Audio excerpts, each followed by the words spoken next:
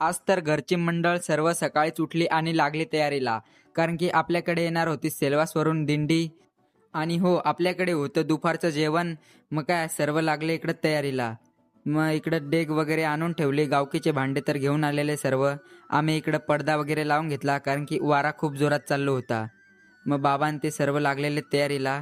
मग आपण पण त्यांना हातभार लावला आणि इकडे लगेच बाबांशी लागले बटाटे कापायला. आणि इकडं आम्ही चूल फुकत होतो. मग काय चूल वगैरे फुकून झाली आणि आता डायरेक्ट लगेच भात पण रेडी झालेला होता. आणि लगेच बाबांनी भात पलंगावर पसरवून पण घेतला. दिंडी म्हटल्यावर पाण्याचं तर टँकर लागणारच ना. मग लगेच पाण्याचं पण टँकर घेऊन आलो. पाण्याचं टँकर ठेवलं आणि इकडं बाबा आणि आईचे फोटो पण लावले, कारण की इथं आहे आपल्या बाबांची समाधी आणि सर्व इथंच येणार होते पूजा करण्यासाठी. बाबांनी त्यांनी तर स्वयंपाक तर उरकवूनच टाकला. आता फक्त दिंडीची वाट पाहत होते, केव्हा येणार दिंडी. मग काय यांना आराम करायचा तर लगेच आपल्याला दिला दुसराच काम लावून. आपल्याला तर पत्रवाळ्या सुट्ट्या करायला लावल्या त्या. मग काय सर्व भेटले पत्रवाळ्या सुट्ट्या करण्यासाठी मस्तपैकी. मग काय काहीच वेळात तर डायरेक्ट आपल्या पत्रवाळ्या पण पूर्ण एकदम रेडी झालेल्या. मग काय बघू शकता तुम्ही, अशा पत्रवाळ्या आहेत आपल्याकडं. मग काय पत्रवाळ्याचं झालं आणि थोड्याच वेळात तर आले दिंडी. मग काय इकडं डीजेवर तर डायरेक्ट पोरं पण खूप नाचत होते, कारण की ते डायरेक्ट डीजे घेऊन येतात. आणि मग दिंडीची सर्व मंडळ आली बाबांच्या समाधीचं दर्शन करण्यासाठी.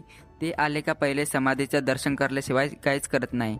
मग काय दर्शन तर त्यांचं झालं आणि बघू शकता आपल्या हे दिंडीची पालखी आहे. मग काय आपण पण पालखीला पाया पाडून घेतलं. दिंडीची मंडळ बसली जेवण करण्यासाठी. मग काय वाढप्यांनी लगेच वाढायला पण सुरुवात करून टाकली. आणि ह्या वर्षी तर दिंडीची मंडळ जास्तीच होती. दरवर्षी येते ही दिंडीची मंडळ आपल्याकडे जेवण करण्यासाठी. मग काय आपलंच इथं जेवण राहतं. आणि खालच्या घरी होती उपासवाल्यांची मंडळ. मग काय त्यांच्यासाठी आपण आणलेले केळी सर्वांना मस्तपैकी केळी देऊन टाकली. आणि लगेच इकडं बसली दुसरी मंडळ.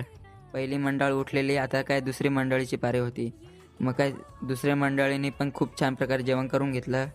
काहीच वेळात तर वाढप्यांनी पण जेवायला बसले. मग वाढपी पण बसले. मग मी पण काय जेवायला घेऊन टाकलं. मस्तपैकी डाळ भात आणि बटाटा व उसळची भाजी होती. मस्तपैकी खाली वगैरे सर्वांचे जेवण झालेले. आता काय दिंडी बोळवायची पाळी आलेली. आणि इकडं तर डान्स करत होते ते खूप छान प्रकारे.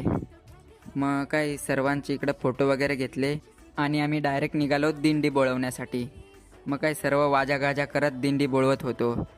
वाजंत्रे पण त्यांचेच होते. मग काय आम्ही घेतलेली मी आणि भरत मामांनी पालखी. मग काय पालखी घेत आम्ही निघालो दिंडी बोळवण्यासाठी. आणि हो, ही दिंडी सेल्वास लावून पायी पायी तर डायरेक्ट वणीपर्यंत पायीच जाते मस्तपैकी. आणि